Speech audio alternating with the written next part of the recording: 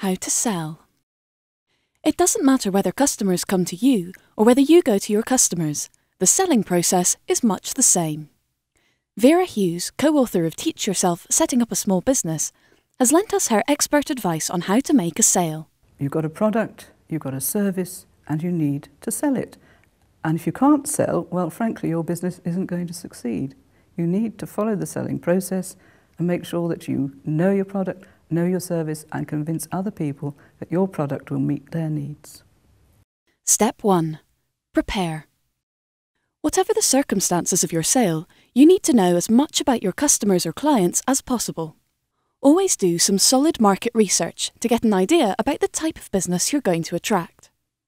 If customers come to you, such as in a shop or restaurant, prepare by making sure you are open on time and ready for every customer that crosses your threshold. If you're going to a business client, well, read their literature, look at their website, have a look at their report and accounts if you possibly can. And also, if it's feasible, go and have a look at the outside of their building. See where they're located. It often gives you quite a good idea. Take with you your samples, designs, photographs, or a short laptop presentation. If it's paperwork, take enough copies. And of course, your business cards and leaflets. Step 2. Approach. Suit your approach to your selling situation. If the customer is coming to you, don't rush in with a hard sell. Let them know you're there to help, but give them time to browse. When they start to show an interest in a product, then make your approach. If you're meeting a business client for the first time, match your approach to their environment. Introduce yourself on arrival and make sure you know who you're going to meet. You smile, you shake hands, you give them your card if that's appropriate, you take their cards.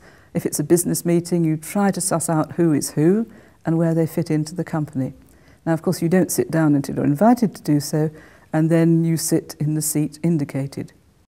If you're visiting a client at their house, take note of their entrance.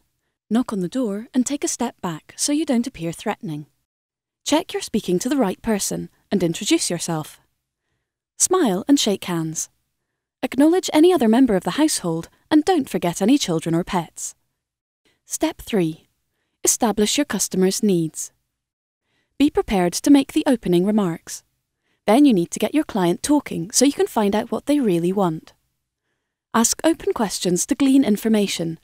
These begin with who, what, when, where, why, and how. They can't be answered yes or no.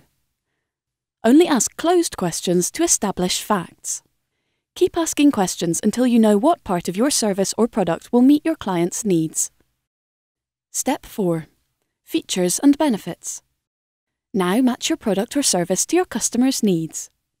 Describe the features of your products or services. These are hard facts, what they actually do. Every feature has a benefit, and it's these benefits that will get you the sale. It's letting the customer know what's in it for them. And this is where your product knowledge comes in. You know as much as you possibly can.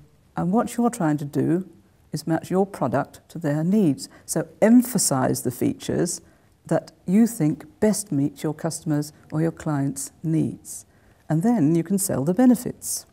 Step 5. Selling up and selling on. During this part of the process, you might be able to sell up or sell on. Selling up is persuading your client that the more expensive option would best meet their needs, such as, more expensive shrubs will give better coverage and therefore privacy. Selling on is suggesting an extra service or an accessory. For example, with a landscaping project, you could try to sell on ongoing gardening maintenance.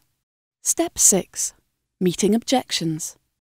Your customer or client may have genuine reservations. Listen to what they say, watch their body language, and answer them patiently. Check that they haven't misunderstood or misinterpreted what you've said. Prove to your client you can deliver what's been agreed by giving testimonials. If it's a cost issue, be prepared to negotiate. If this is your first transaction with this client, you could go a little lower than expected, but make sure they know you'll have to charge more next time. What you must do is know a price below which you really can't go, and just be firm about that. I mean, in the end, you might have to say something like, well, I'm very sorry, but that's as low as I'm able to go on that. Step 7. Closing the sale. At some point, your client or customer will indicate they're prepared to buy. It might be a verbal indication or a physical one.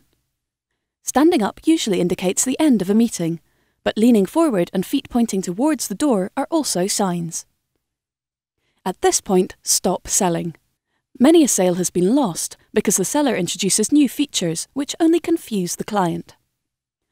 Summarise what's been agreed, confirm the next step, thank your client or customer, shake hands, say goodbye and leave. After the sale, just as soon as you can, when you get back to your place of work, you write and confirm what you've agreed. And then you do whatever you promised to do, and you do it promptly. You completed that sale, well done. But now you need to keep on marketing.